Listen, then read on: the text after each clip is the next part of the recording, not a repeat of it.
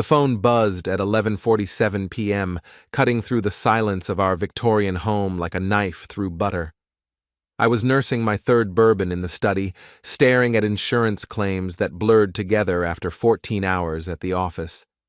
The text from my wife Lila made me set down my glass with deliberate precision. Staying at Monica's for the weekend. Girls' night turned into a sleepover. Don't wait up. Love you. Love you. Right. I'd heard those words so many times they'd lost all meaning, like a song played on repeat until it becomes white noise. Lila had been saying a lot of things lately that felt like white noise. I walked to the kitchen window and peered through the fog rolling in from the coast.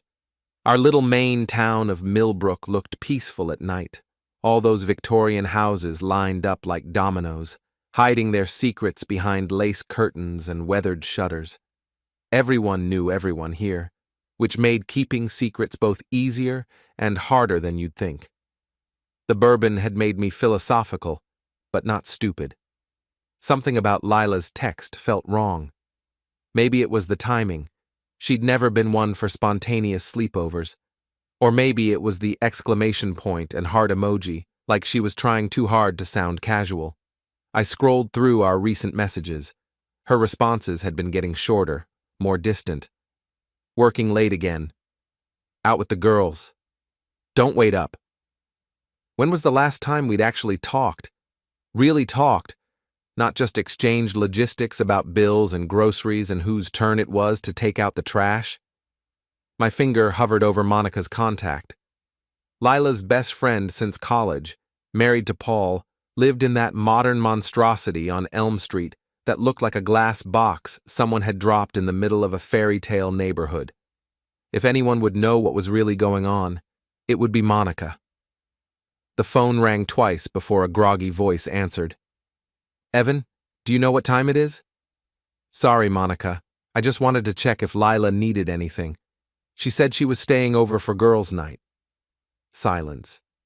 Then, girls' night? Evan, I'm in Boston visiting my sister. I've been here since Thursday. The bourbon turned to acid in my stomach. Boston? Yeah, Wait, Lila said she was staying with me? That's weird. Maybe she meant Tessa? You know how she gets names mixed up when she's tired. I knew exactly how Lila got when she was tired, and mixing up names wasn't one of her habits. Right, Tessa. I'll try her. Thanks, Monica. Evan, is everything... I hung up and immediately dialed Tessa's number. It went straight to voicemail. I tried again. On the third try, she picked up, sounding irritated. Evan, it's almost midnight. What's wrong? Hey, Tessa. Sorry to wake you. Lila's staying over for girls' night, and I wanted to make sure she had her medication. She forgot to take it earlier. Staying over where? I haven't seen Lila in 2 weeks. We were supposed to get coffee last Tuesday, but she canceled. Said she had to work late. The house suddenly felt too quiet, too empty.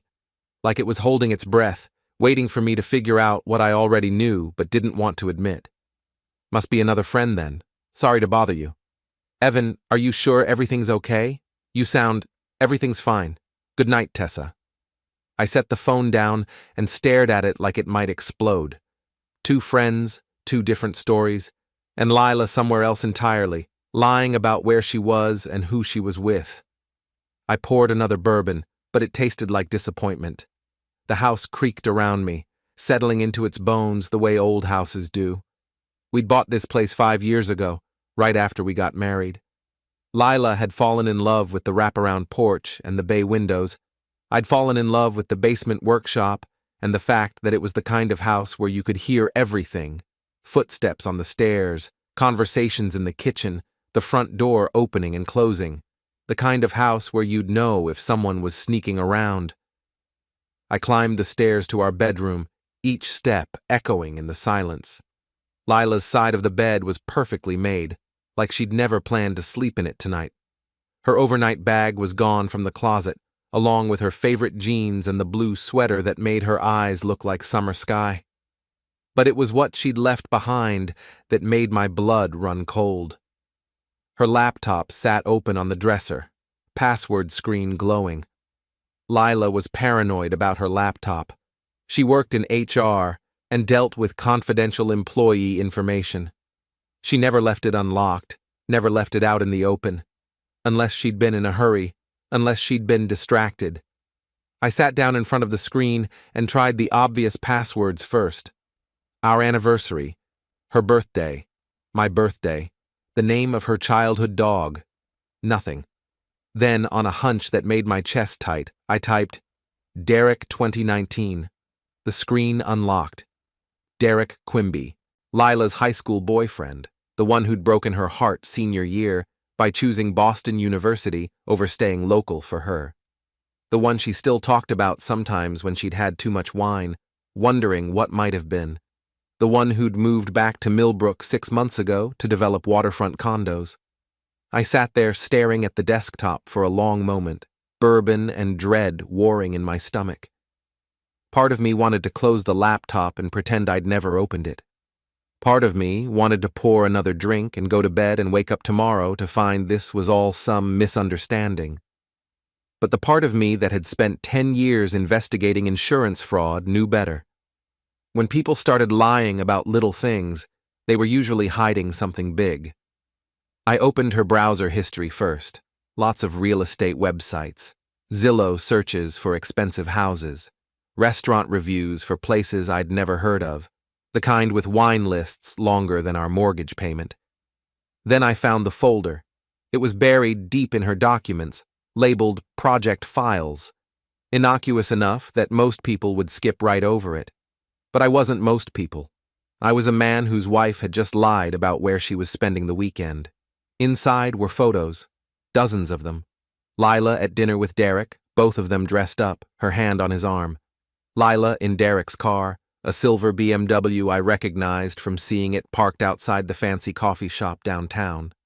Lila and Derek at the beach, her head on his shoulder, both of them laughing at something off camera. And then there were the text message screenshots. Months of them. Can't wait to see you tonight. E is working late again. The way you kissed me yesterday. I can't stop thinking about it. I should leave him. We could be together like we always planned. Soon, baby. Just need to figure out the logistics. Don't want him to get suspicious. I scrolled through message after message, watching my marriage dissolve in real time. They'd been planning this for months. Weekend getaways disguised as girls' trips. Late nights at the office that were really dinner dates. A whole secret life I'd been too trusting, too busy, too stupid to see. The last message was from yesterday. Told E I'm staying at Monica's this weekend. Can't wait to have you all to myself. This time tomorrow we'll be in bed at your place and I won't have to pretend anymore. I closed the laptop with shaking hands. The house felt different now, like it belonged to strangers. Every shared memory, every inside joke, every quiet moment we'd spent together. All of it contaminated by the knowledge that she'd been planning her escape while I was planning our future. But as I sat there in the dark, something cold and calculating settled over me. Lila thought she was so clever, sneaking around, covering her tracks. She thought I was just another clueless husband who'd never figure it out. She was about to learn how wrong she was. I picked up my phone and scrolled through my contacts until I found the number I was looking for. Frankie Morrison, my best friend since high school, construction foreman, and the kind of guy who'd help you move a body without asking questions. He answered on the second ring, wide awake despite the hour. Ev, what's wrong? You busy this weekend? Not particularly. Why? Feel like doing a little surveillance work? I'll pay you in beer and the satisfaction of watching karma in action. Frankie was quiet for a moment. Then, what did Lila do? Let's just say my wife isn't where she says she is, and she's not with who she says she's with. I'll be there in 20 minutes. And Ev, whatever you're planning, I'm in. I hung up and walked to the window, looking out at the fog-shrouded street. Somewhere out there, my wife was in another man's bed, probably laughing about how easy it was to fool her boring insurance agent husband. She had no idea that her boring husband was about to become her worst nightmare. Frankie arrived in his beat-up Ford pickup, engine rumbling like distant thunder. I was waiting on the porch with a thermos of coffee and a plan that had been forming since I'd closed Lila's laptop. "You look like hell," he said, climbing out of the truck. Frankie was built like a brick wall, 6'2", shoulders that could carry a house, hands that could crush beer cans or gently hold a crying child with equal ease. We'd been friends since we were 12, when he'd stood up to the high school bullies who thought picking on the skinny kid with glasses was good sport. "Feel worse," I said, handing him the coffee. "Thanks for coming." "Always. Now tell me what's going on." I gave him the short version, the text, the lies, the laptop, the photos. Frankie listened without interrupting, his jaw getting tighter with each detail. When I finished, he was quiet for a long moment. "Derek Quimby," he said finally. "That pretentious ass with the BMW and the fancy suits. You know him?" "Know of him. He tried to buy the lot where my crew's been working, wanted to tear down Mrs. Patterson's house to build some glass monstrosity. When she refused to sell, he started making her life hell. Property inspectors, noise complaints, the works. Real piece of work." I felt something dark and satisfying settle in my chest. "Perfect. So, what's the plan?" "First, we confirm what I already know. Then we document everything. Then—" I smiled, and it felt like winter. "Then we make sure they both get exactly what they deserve."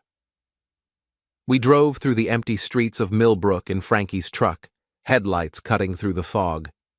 Derek lived in the new development on the hill overlooking the harbor, all modern lines and floor-to-ceiling windows, the kind of house that screamed, "I have money and want everyone to know it." The BMW was in the driveway. Next to it sat Lila's Honda Civic. "Well," Frankie said quietly, "that answers that question." I pulled out my phone and took pictures. The license plates, the house number, the timestamp. Evidence. In my line of work, documentation was everything. "You want to go knock on the door?" Frankie asked. "Not yet. Let's see what else we can find out first." We parked down the street and waited. At 2:30 a.m., a light came on in what looked like the master bedroom. Two silhouettes moved behind the curtains, and I felt my stomach turn over. "I can't watch this," I said. "You don't have to, but you need the evidence." Frankie was right. I took more pictures, hating every second of it but knowing I'd need them later. For the divorce lawyer. For the settlement negotiations. For the moment when Lila tried to deny everything and play the victim. We sat in silence for another hour, watching the house, watching my marriage die in real time. Finally, the lights went out. "Come on," I said. "Let's go home. I've seen enough." But as we drove away, I was already planning the next step. Saturday morning, I called in sick to work, first time in 3 years, and drove to the office of Patricia Hendricks, the best divorce attorney in Millbrook. She had a reputation for being ruthless, thorough, and expensive. Perfect for what I had in mind. "Mr. Masters," she said, looking over the photos I'd printed, "these are quite damning. How long do you suspect this has been going on?" "Based on the text messages, at least 4 months, maybe longer." She nodded, making notes. "Maine is a no-fault divorce state, but adultery can still impact property division and alimony, especially if there's evidence of deception or financial misconduct. Do you have access to your joint accounts?" "Yes. Why?" "I'd like you to review the statements for the past 6 months. Look for unusual charges, restaurants, hotels, gifts, anything that might indicate she was spending marital assets on this relationship." I spent the rest of Saturday going through bank statements and credit card bills. What I found made my blood boil. Expensive dinners at restaurants I'd never been to. A weekend at a bed and breakfast in Bar Harbor that she'd told me was a work conference. Lingerie purchases from Victoria's Secret. Lingerie I'd never seen. She'd been financing her affair with our money, our future, the savings account we'd been building to maybe buy a bigger house, maybe start a family. By Sunday afternoon, I had a file 2 inches thick, photos, bank statements, printed text messages, a timeline of lies and deception going back 6 months. Patricia had been right. This wasn't just adultery. This was fraud. My phone buzzed with a text from Lila. Having such a great time with the girls. Might stay another night. Miss you. I stared at the message for a long time, then typed back, miss you too. Take your time. But what I was really thinking was, take all the time you want. You're going to need it. Sunday evening, I called my insurance agency partner, Mike Sullivan. We'd built the business together over 8 years, and I trusted him completely. Mike, I need a favor. A big one. Name it. I need you to hire a private investigator.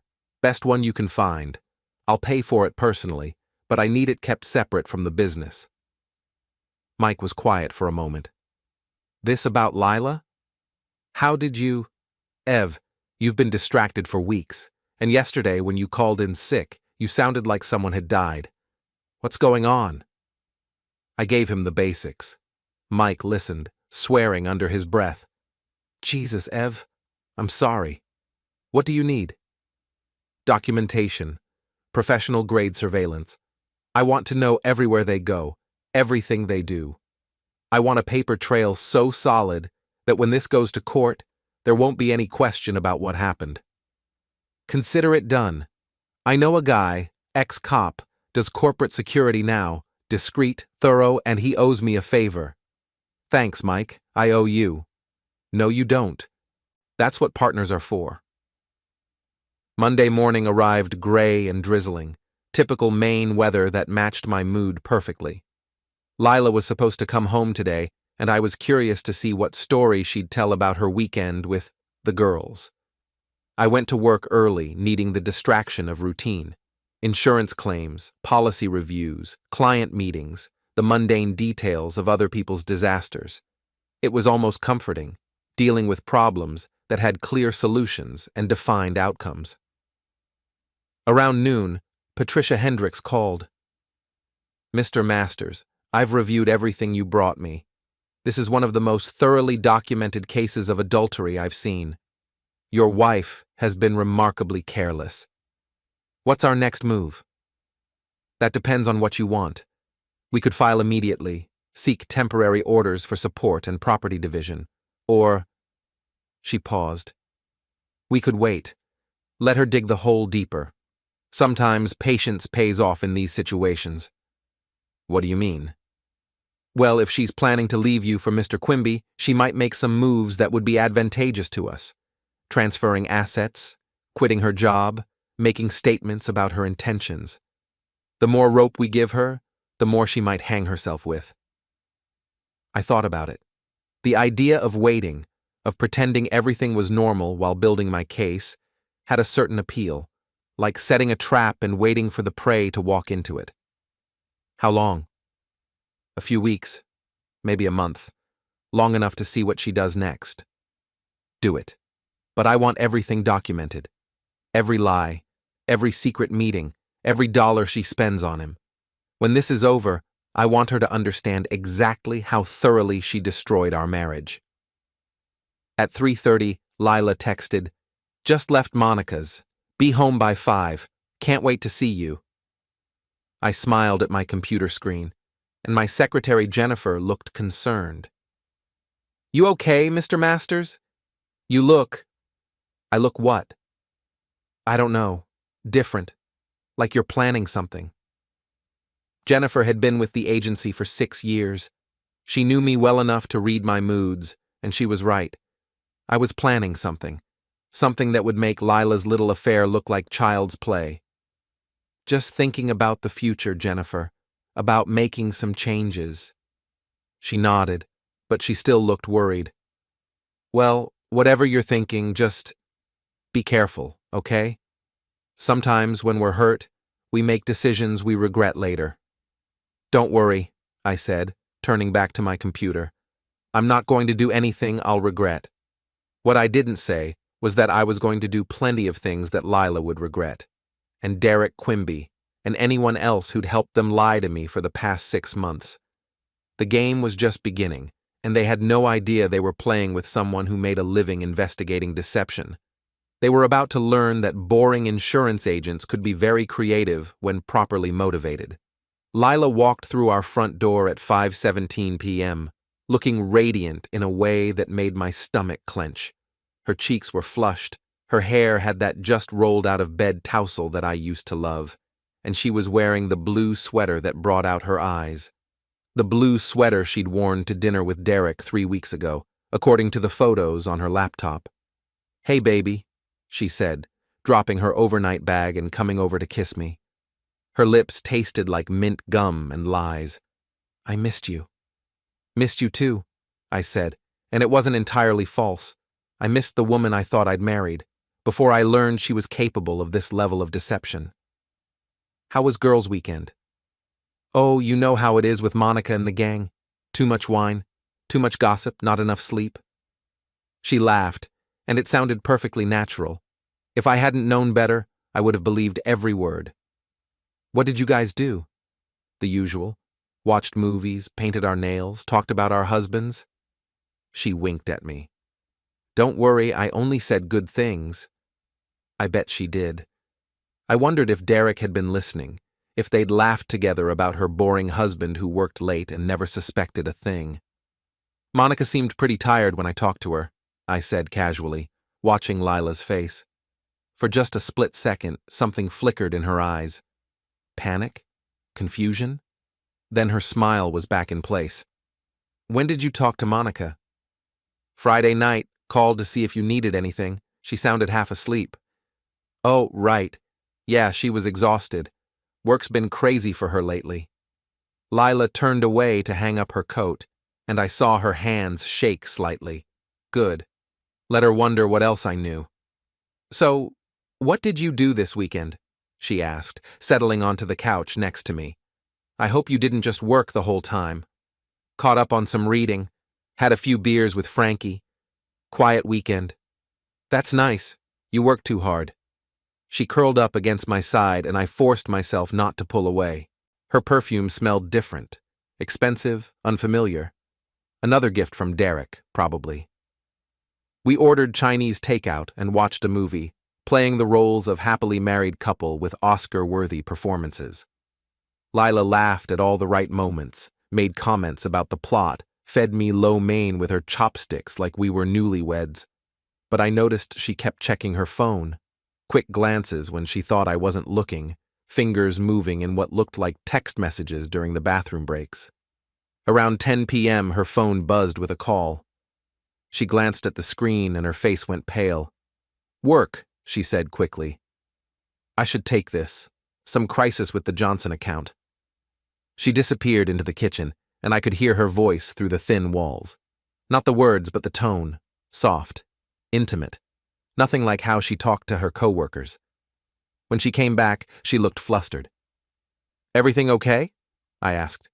"Fine. Just some paperwork I need to finish tonight. I might have to go in early tomorrow." "On a Tuesday?" "You know how it is. Crisis management." I knew exactly how it was, and it had nothing to do with paperwork. That night, Lila fell asleep quickly, curled on her side, facing away from me. I lay awake listening to her breathe, studying the curve of her shoulder, the way her hair spilled across the pillow. 6 years of marriage, 6 years of sharing a bed, sharing dreams, sharing a life, and for the past 6 months, it had all been a lie. My phone buzzed with a text from Patricia Hendricks. "PI starts surveillance tomorrow. Keep acting normal. Document everything." Acting normal. Right.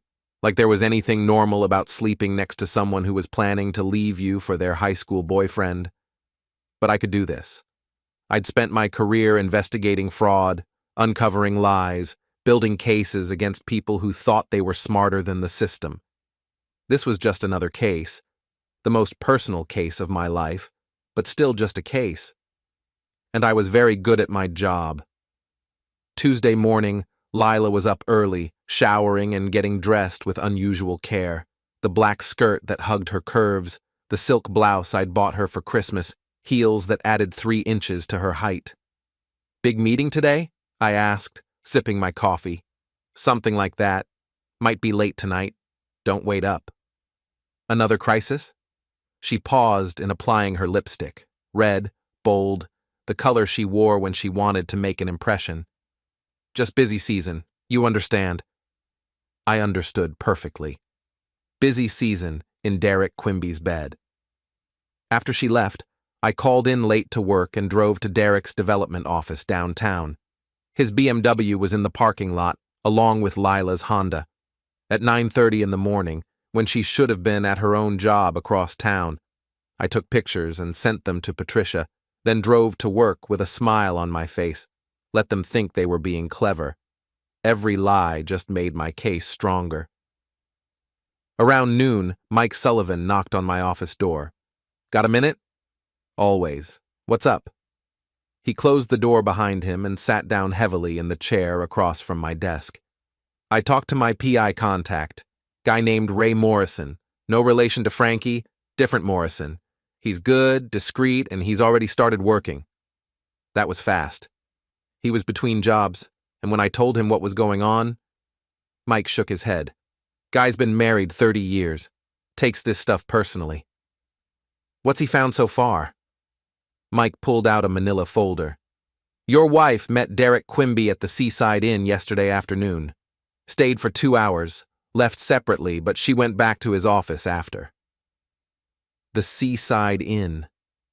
A little boutique hotel on the waterfront, the kind of place that charged $200 a night for the romantic atmosphere. I'd proposed taking Lila there for our anniversary last year, but she'd said it was too expensive. Apparently it wasn't too expensive when Derek was paying. There's more, Mike said. Ray did some background checking on Quimby. Guy's got a history, divorced twice, both times for adultery. Seems to have a pattern of going after married women. What kind of pattern? Love bombs them, makes them feel special, convinces them to leave their husbands. Then once the divorce is final and he's gotten what he wants. Mike shrugged. On to the next conquest. I felt something cold settle in my stomach. Lila doesn't know this. I doubt it. Guys like Quimby are good at hiding their history. They know exactly what to say, exactly how to play the game. So Lila wasn't just cheating on me. She was being played by a professional, a man who specialized in destroying marriages for sport.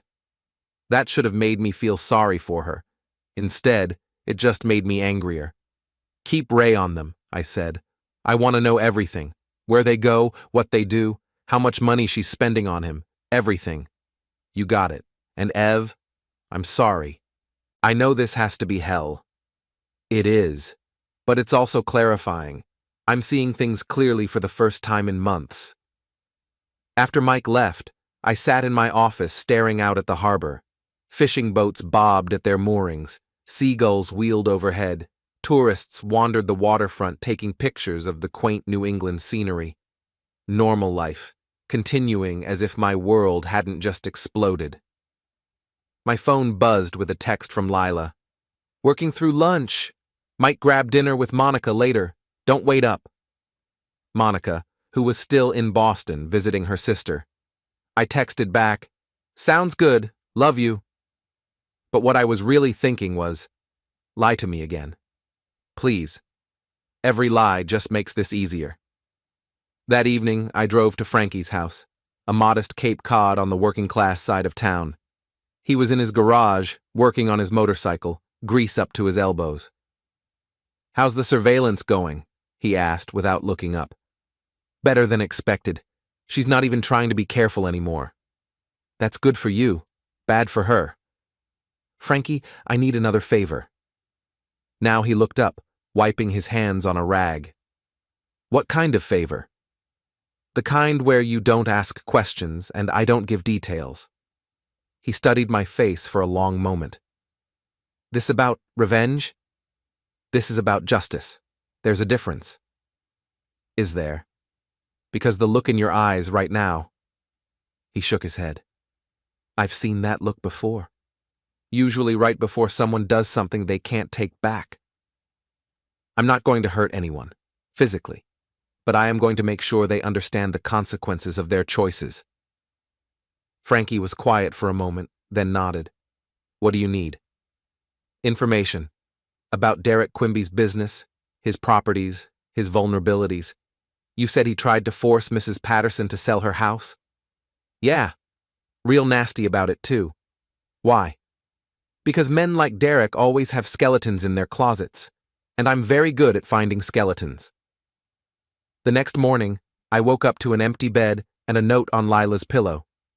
Early meeting. See you tonight. XOXO. I crumpled the note and threw it in the trash, then got dressed and drove to work. But instead of going to my office, I went to the town hall. Property records were public information. So were building permits, tax assessments, and code violations. I spent 3 hours going through Derek Quimby's business dealings, and what I found was very interesting. Unpaid contractor bills, permit violations on 2 of his developments, a lawsuit from investors who claimed he'd misrepresented the profitability of a condo project. Derek Quimby wasn't just a serial adulterer. He was also a sloppy businessman who cut corners and made enemies. Perfect. I made copies of everything and drove back to my office, where Jennifer greeted me with a concerned look. Mr. Masters, your wife called. She wanted to know if you were here. When I said you were out, she asked where you'd gone. What did you tell her? That I didn't know. Was that okay? That was perfect. Did she say anything else? She sounded nervous. Asked me to have you call her as soon as you got in. I looked at my phone. 3 missed calls from Lila, 2 voicemails, and a string of increasingly frantic text messages. Where are you? Please call me. Evan, I'm worried. Call me back. This isn't like you. What's going on? I smiled and deleted all the messages without listening to the voicemails. Let her worry. Let her wonder what I was up to. Because tomorrow, she was going to find out. Wednesday morning brought the kind of crisp October weather that made Millbrook look like a postcard. All golden leaves and sparkling harbor views. Perfect weather for destroying someone's life. I'd spent Tuesday night preparing, documents printed and organized, phone calls made to carefully selected contacts, a plan that would unfold with the precision of a Swiss watch and the subtlety of a sledgehammer. Lila was in the shower when I made my first move. I took her laptop from the dresser, still password protected with Derek 2019, still full of incriminating evidence, and copied everything to a secure flash drive.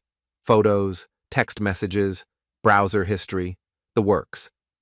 Then I did something that would have made my insurance fraud investigators proud. I created a timeline, dates, locations, expenses, a complete record of the affair that read like a case file, because that's exactly what it was. You're up early, Lila said, coming out of the bathroom in her robe, hair wrapped in a towel. Couldn't sleep. Big day ahead. She paused in the middle of applying moisturizer. Big day how? Oh, you know, making some changes. Taking care of some business that's been put off too long. I could see the wheels turning behind her eyes, trying to figure out what I meant. Good. Let her wonder. Evan, about yesterday. I tried to call you. I know, I was busy. Busy with what? Jennifer said you weren't at the office. I looked at her. Really looked at her. The woman I'd fallen in love with 8 years ago, married 6 years ago, planned a future with. The woman who'd been lying to my face for 6 months while planning her escape. Just taking care of some personal business. Nothing you need to worry about. But the way I said it made it clear that maybe she should worry. A lot. I left for work before she finished getting dressed, but not before I saw her grab her phone and start typing frantically. Probably texting Derek, warning him that something was off. Too late for warnings. The wheels were already in motion. My first stop wasn't the office. It was the Millbrook Gazette, our local newspaper. The editor, Sally Chen, had been trying to get an interview with Derek Quimby for weeks about his controversial waterfront development project. Mr. Masters, she said, looking surprised to see me in her cluttered office. What brings you here? I have some information that might interest you about Derek Quimby's business practices. I laid out the documents I'd copied at Town Hall, the permit violations, the unpaid contractor bills, the investor lawsuit. Sally's eyes got wider with each page. Where did you get this? Public records. All perfectly legal. I just thought someone should connect the dots. Why are you bringing this to me? Because the people of Millbrook deserve to know what kind of businessman they're dealing with, and because I believe in transparency. Sally was already reaching for her notepad. Can I quote you? You can quote the documents. I prefer to remain anonymous. I left the newspaper office feeling lighter than I had in days. By this afternoon, Derek's business practices would be front-page news in a town where everyone read the local paper and gossip traveled faster than wildfire. My second stop was Mike Sullivan's office. Ray's been busy, Mike said, handing me another manila folder. Your wife and Quimby have been meeting almost daily. Hotels, restaurants, his office, his house. They're not even trying to hide it anymore. Good. What about the financial stuff? That's where it gets interesting. She's been using your joint credit card to pay for hotel rooms, dinners, even bought him a watch last week. $1,500. $1,500 for a watch, using our money, our future. There's something else, Mike said. Ray overheard a conversation yesterday. They were talking about going away together next weekend. Some bed and breakfast in Vermont. She's planning to tell you it's another girl's trip. Vermont? Gets better. She's already made the reservation. 2 nights, honeymoon suite, charged to your joint account. I felt something dark and cold settle in my chest.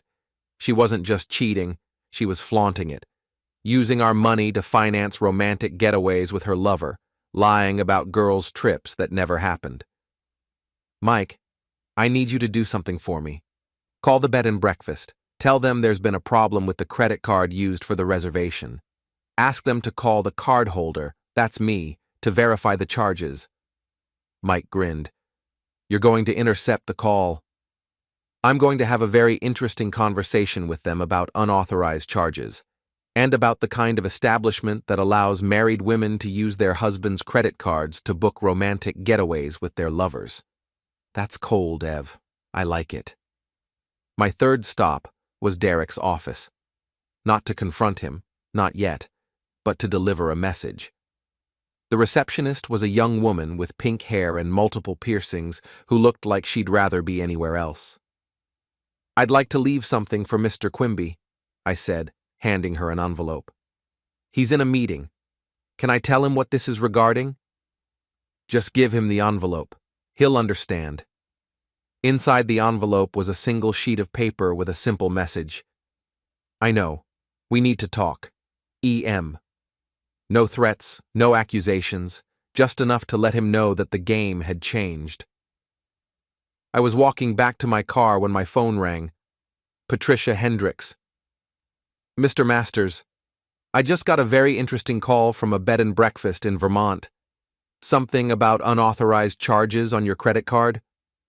That was fast. They were very concerned about potential fraud. Apparently, a woman claiming to be Mrs. Masters made a reservation for this weekend. But when they called to verify the charges, the voice on your voicemail didn't match the woman who made the reservation. What did you tell them? That you'd be happy to come in and discuss the situation in person, with your attorney present, of course. Of course. Mr. Masters, you're playing a dangerous game. If your wife realizes what you're doing, she already suspects something. But she doesn't know how much I know or what I'm planning to do about it. And what are you planning to do? I looked back at Derek's office building, all glass and steel and false promises. I'm going to give them exactly what they deserve, and I'm going to enjoy every minute of it. That afternoon, I got 3 phone calls that made my day. The first was from the bed and breakfast, very apologetic about the misunderstanding with the reservation. They'd be happy to cancel the booking and reverse the charges, given the circumstances. The second was from Sally Chen at the Gazette. Mr. Masters, I wanted to let you know that our story about Derek Quimby's business practices will be front page tomorrow. We've also received some additional tips about his personal conduct that we're investigating. Additional tips? Anonymous sources, but very credible. Thank you for bringing this to our attention. The third call was the most satisfying. Derek Quimby himself, voice tight with barely controlled anger. We need to talk. Tonight. The Anchor's End, 8 o'clock. I'll be there. Come alone. Wouldn't dream of bringing anyone else. I hung up and smiled. The Anchor's End was Millbrook's oldest bar, the kind of place where fishermen and construction workers went to drink beer and complain about the weather. Not Derek's usual scene of wine bars and upscale restaurants. Perfect. Let him be uncomfortable for once. At 7:30, I drove to the Anchor's End. Frankie was already there, nursing a beer at the bar and pretending to watch the baseball game on the ancient TV. You sure about this? He asked, as I sat down beside him. Never been more sure of anything in my life. What if he gets violent? I looked around the bar. 3 construction workers, 2 fishermen, and the bartender, a former Marine named Tommy who'd thrown out bigger men than Derek Quimby with one hand tied behind his back.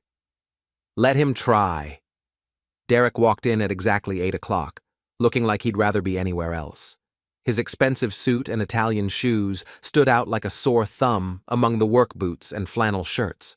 He spotted me immediately and walked over, jaw tight with anger. You son of a bitch, he said, voice low. What the hell do you think you're playing at? I think I'm having a conversation with the man who's been sleeping with my wife. Have a seat, Derek. We have a lot to discuss. He sat down reluctantly, glancing around the bar like he expected trouble. He wasn't wrong. You can't prove anything, he said.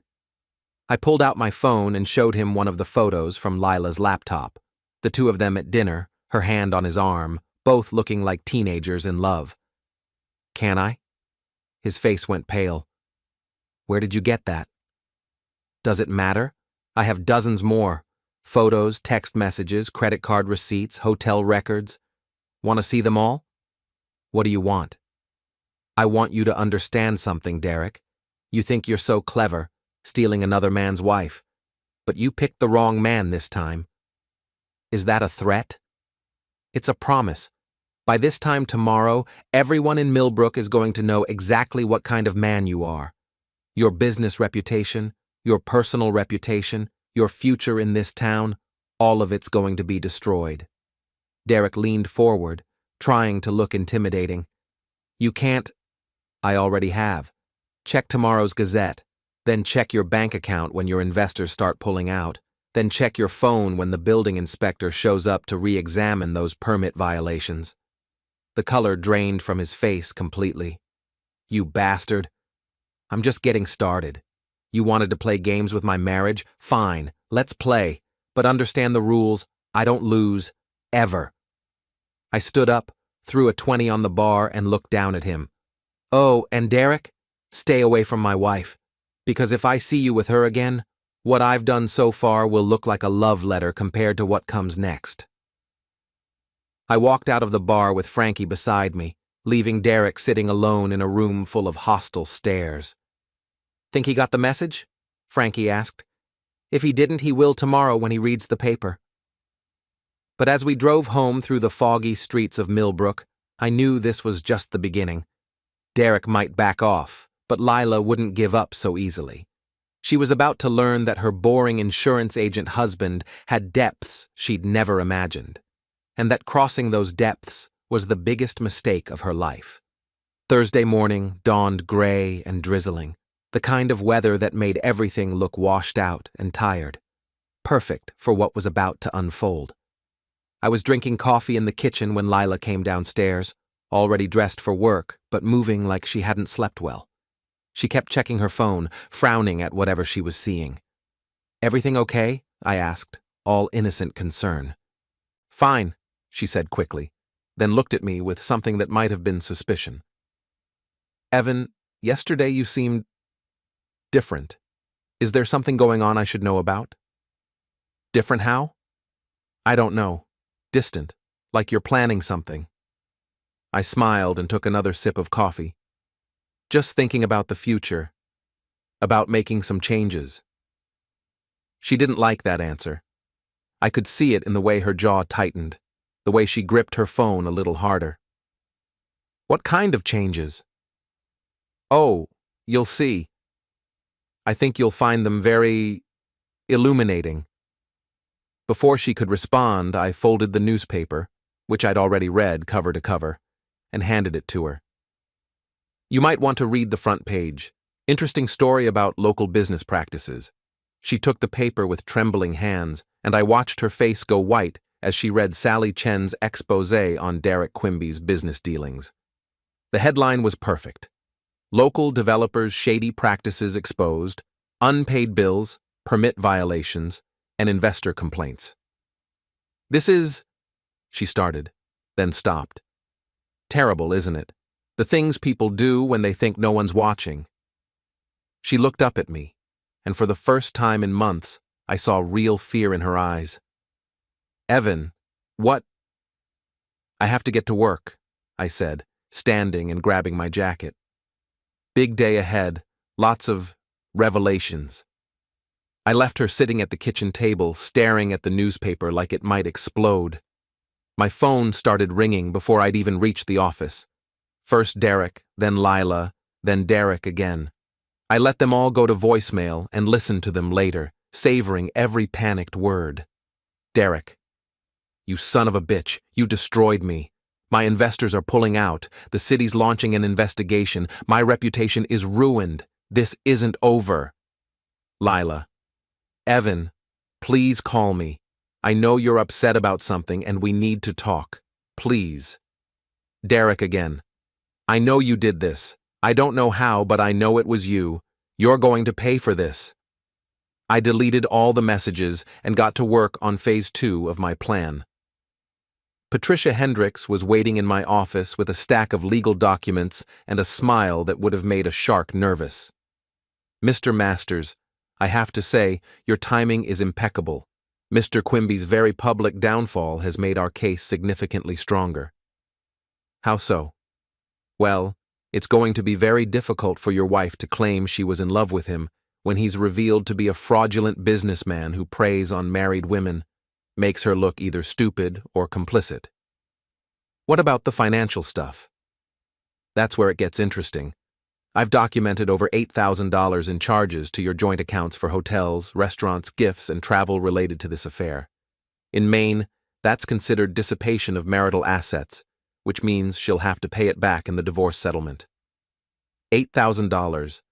I'd known it was bad, but seeing the number in black and white made my chest tight with anger. There's more, Patricia continued. I've been in touch with Derek's ex-wives. Both of them are willing to testify about his pattern of targeting married women. Apparently, he's done this before, multiple times. Lila doesn't know that. No, and when she finds out, it's going to destroy whatever fantasy she's been living in. Men like Derek are predators, Mr. Masters. They're very good at making their targets feel special, chosen. But once the conquest is complete, they move on to the next victim. I thought about Lila, sitting at our kitchen table, reading about the man she'd thrown away our marriage for. The man she thought was going to rescue her from her boring life with her boring husband. What's our next move? We wait. Let the situation develop. Your wife is going to be facing some very difficult choices in the next few days, and I suspect she's going to make some that will benefit us greatly. Patricia was right. By noon, the whole town was buzzing about Derek Quimby's downfall. The coffee shop, the post office, the grocery store. Everywhere I went, people were talking about the newspaper story. Always knew there was something off about that guy, said Mrs. Patterson, the elderly woman Derek had tried to force out of her house. Too smooth, too charming. Men like that are always hiding something. My husband worked construction for him last year, added Maria Santos, who ran the flower shop. Never got paid for the last 2 weeks. Said there were cash flow problems. But he was driving around in that fancy BMW the whole time. The consensus was clear. Derek Quimby was finished in Millbrook. And by extension, so was anyone associated with him. Around 2 o'clock, I got a call from Mike Sullivan. Ev, you need to hear this. Ray was doing surveillance on your wife today, and she met with Monica Brennan at the coffee shop downtown. Monica's back from Boston? Yeah, and she's not happy. Ray managed to get close enough to overhear part of their conversation. Monica's pissed that Lila used her as an alibi without permission. Apparently, she's been getting calls from people asking about the girls' weekends that never happened. What did she say? She told Lila to leave her out of whatever she's doing. Said she doesn't want any part of it. Then she got up and walked out, leaving Lila sitting alone. So Lila was losing her allies. Good. Let her feel isolated, abandoned. Let her understand what it was like to have the people you trusted turn their backs on you. There's more, Mike continued. After Monica left, your wife called Derek. Ray couldn't hear the whole conversation, but she was crying. Something about everything falling apart and what are we going to do now? And Derek's response? From what Ray could tell, not very supportive. Sounded like he was more concerned about his own problems than hers. Perfect. The fairy tale romance was cracking under the pressure of reality. That evening, I came home to find Lila pacing in the living room, phone pressed to her ear. She was talking in the low, urgent tone she used when she was trying to convince someone of something. No, it looks bad, but you have to understand. The newspaper got it wrong. Derek's not like that. He's a good man. He's just been unlucky. She saw me come in and quickly ended the call. Who was that? I asked. Tessa. She had some questions about the newspaper story. What kind of questions? Lila's face flushed. Just, people are talking. You know how this town is. Someone gets bad publicity and suddenly everyone's an expert. Must be tough for Derek having his dirty laundry aired in public like that. She looked at me sharply. You sound almost happy about it. Do I? I guess I just believe in accountability. People should face the consequences of their choices. What's that supposed to mean? I sat down in my favorite chair and picked up a book, The Picture of Casual Indifference. Nothing specific, just a general philosophy. You make your bed, you lie in it. You reap what you sow. That sort of thing. Lila stared at me for a long moment, and I could practically see the wheels turning in her head, trying to figure out how much I knew, what I was planning, whether her carefully constructed lies were falling apart. They were, but I wasn't ready to let her know that yet. My phone buzzed with a text from Ray Morrison. Subject and target met at Seaside Inn, 7 p.m. Argument in parking lot. She left crying. He left alone. Relationship appears to be deteriorating. I smiled and put the phone away. Lila was watching me, trying to read my expression. Good news? She asked. Just work stuff. Nothing that would interest you. But it was very interesting to me. Derek was cutting Lila loose, probably trying to minimize the damage to his already ruined reputation. And Lila was about to discover that her knight in shining armor was actually a coward in expensive clothes. Around 9 o'clock, Lila's phone rang. She glanced at the screen and her face went pale. I should take this, she said, heading for the kitchen. But I could hear every word through the thin walls of our old house. Derek, please, we can work through this. What do you mean it's over? You said you loved me. No, I won't just disappear.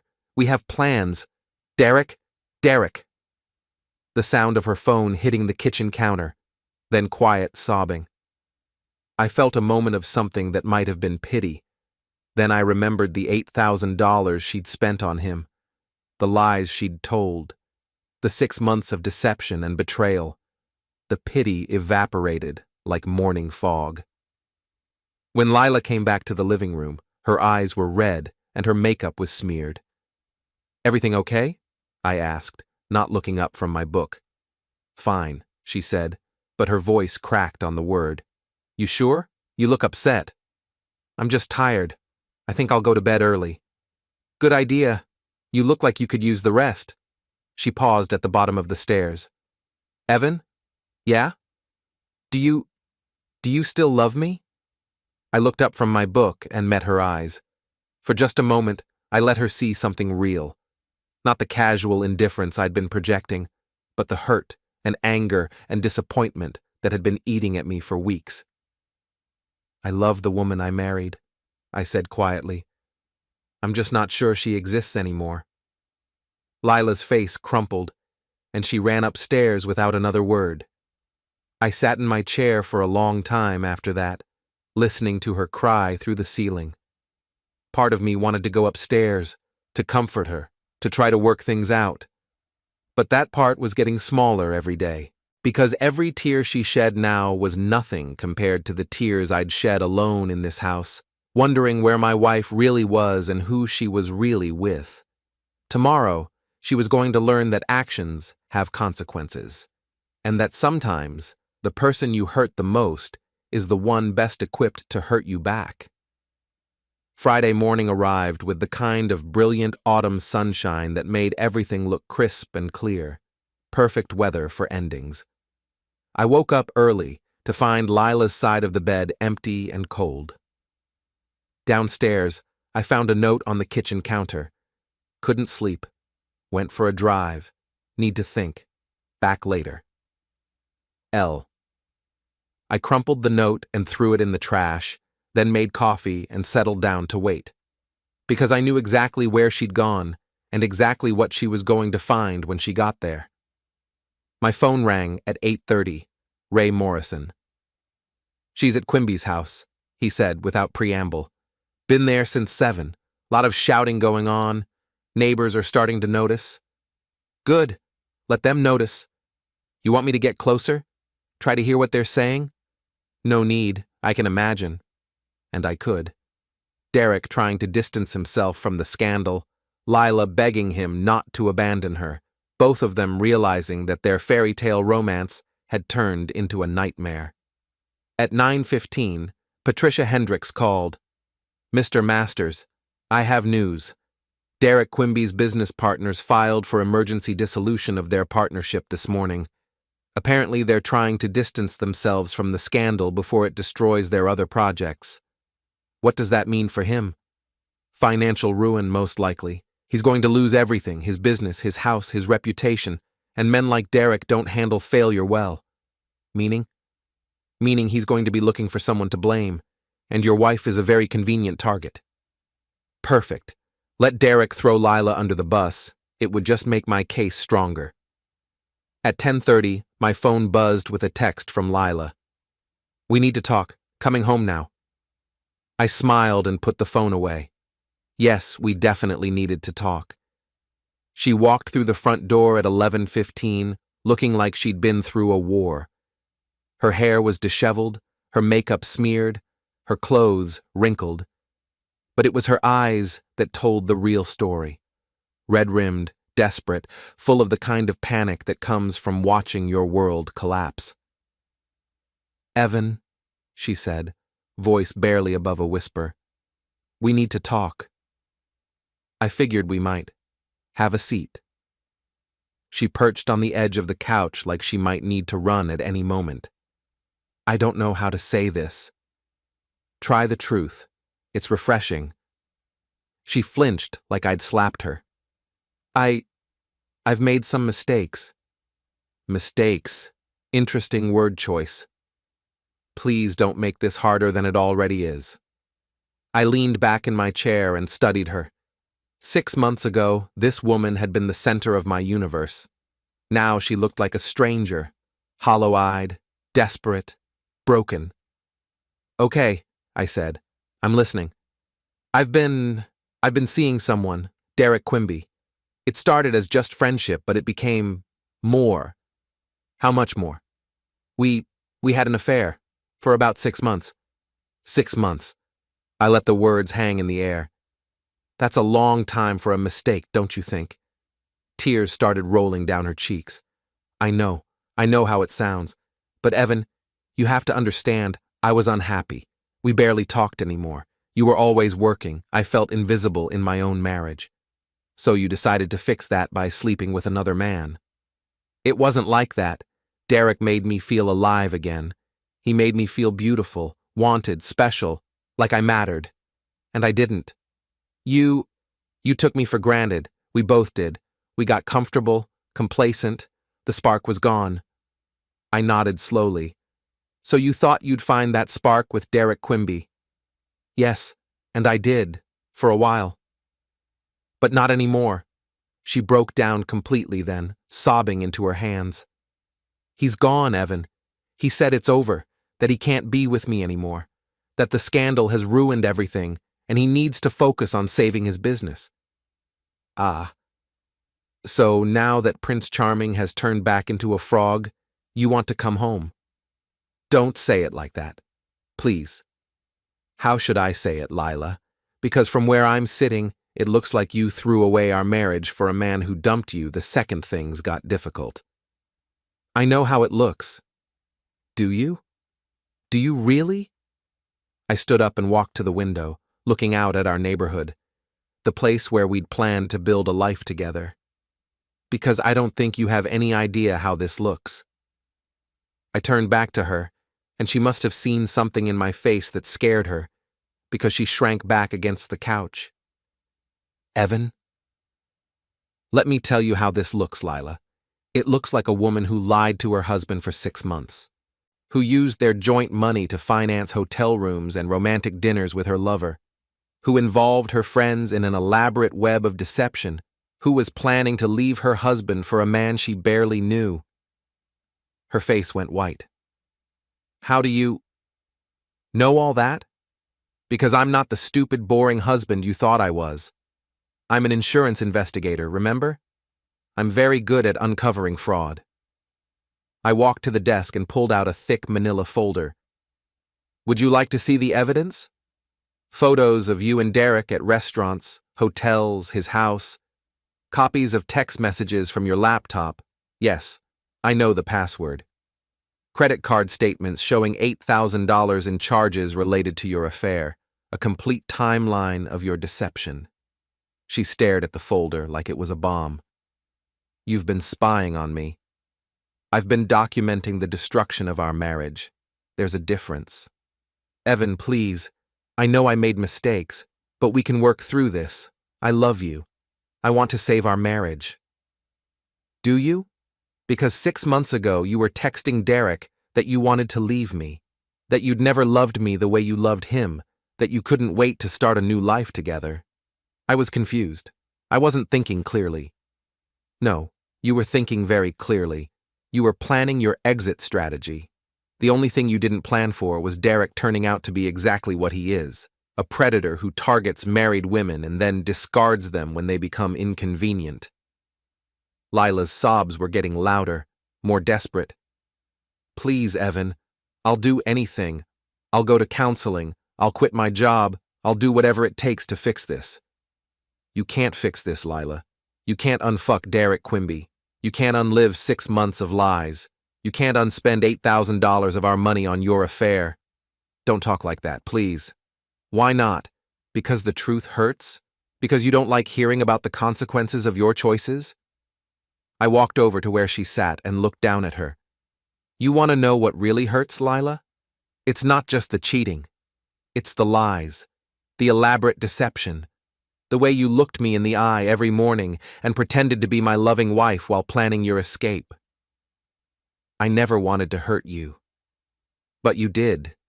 You destroyed our marriage, our future, our trust. And for what? For a man who dumped you the second his reputation was threatened? She looked up at me with desperate eyes. What can I do? Tell me what to do to fix this. I sat back down and opened the manila folder, pulling out a legal document. You can sign these divorce papers. Her face went completely white. Divorce papers? Drawn up by the best attorney in town. No-fault divorce, but with provisions for the dissipation of marital assets, adultery, and fraud. You'll be responsible for paying back the $8,000 you spent on Derek, plus my legal fees. I get the house, the car, and most of our savings. You get to start over with nothing, just like you wanted. Evan, no. Please. This is what you chose, Lila. This is what 6 months of deception gets you. I chose wrong. I know that now.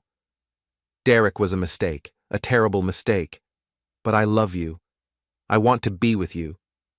You love me now that Derek's gone. You want to be with me now that your backup plan fell through. But 6 months ago, when you had to choose between your marriage and your affair, you chose Derek. People make mistakes. Mistakes are forgetting to pay a bill or missing an anniversary. What you did was make a choice. Every day, for 6 months, you chose to lie to me. You chose to betray our marriage. You chose Derek over me. I stood up and walked to the door. I'm going out for a while. When I come back, I want you gone. Take whatever you need for now. We can arrange for you to get the rest of your things later. Where am I supposed to go? I don't know. Maybe Derek will take you in. Oh wait, he already made it clear he doesn't want you anymore.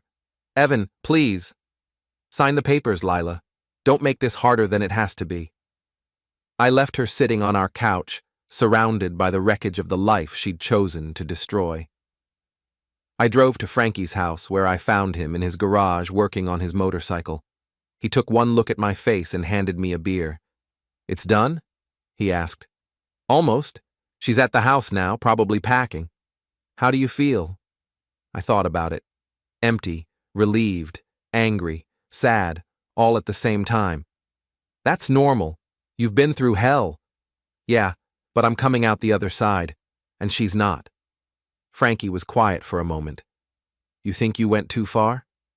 Do you? I think you did what you had to do.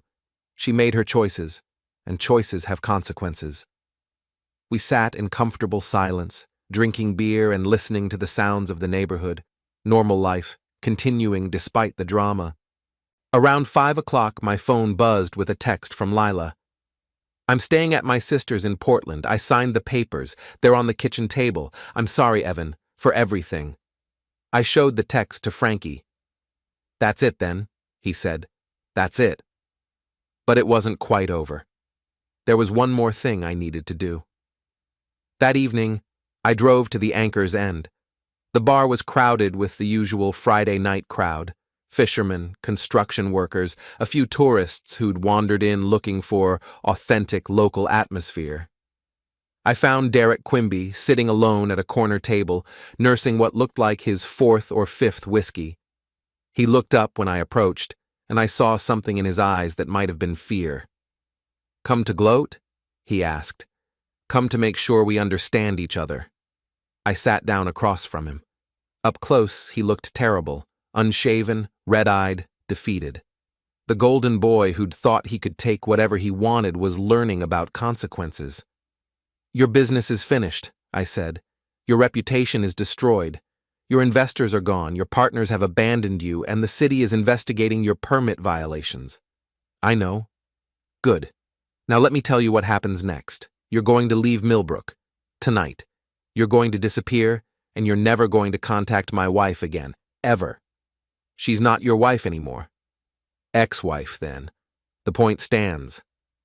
Derek drained his whiskey and signaled for another. And if I don't? I leaned forward. Then what happened to your business will look like a love letter compared to what happens next. I have friends in this town, Derek. Friends who don't like men who prey on married women. Friends who know how to make life very unpleasant for people they don't like. Is that a threat? It's a promise. You destroyed my marriage, but I destroyed your life. We're even. But if you ever come near Lila again, if you ever try to contact her, if I even hear that you're thinking about her, the deal is off. Derek stared at me for a long moment. Then he nodded. Good. Your moving truck better be gone by Sunday, or we're going to have problems. I stood up and threw a 20 on the table. Have a safe trip, Derek. And remember, I'll be watching. I walked out of the Anchor's End and into the crisp October night.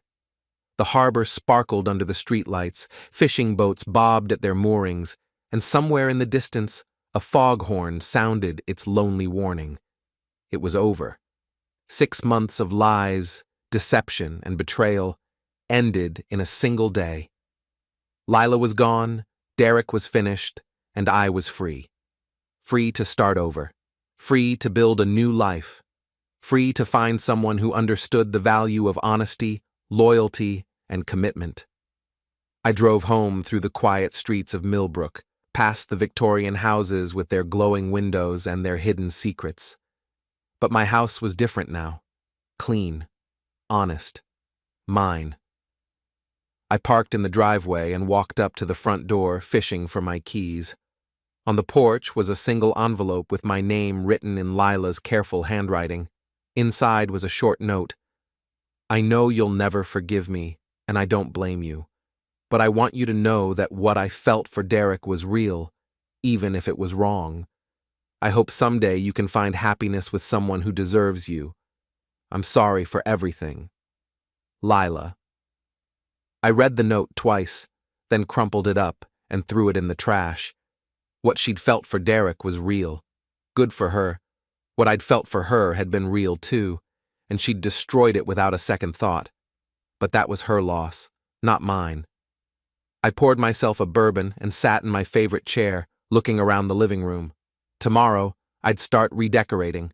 New furniture, new colors, new everything. A fresh start in a clean house. My phone buzzed with a text from Patricia Hendricks. Divorce papers filed. Should be final in 60 days. Congratulations on your freedom. Freedom. Yes, that's exactly what this was. I raised my glass in a silent toast to the empty room.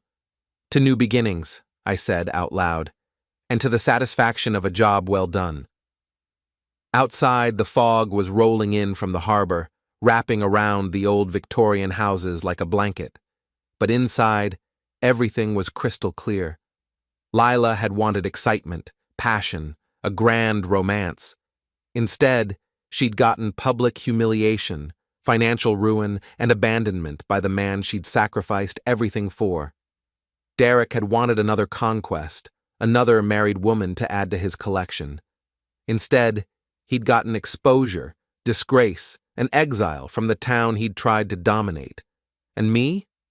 I'd gotten exactly what I'd set out to get: justice, revenge, and the knowledge that sometimes the boring insurance agent gets the last laugh.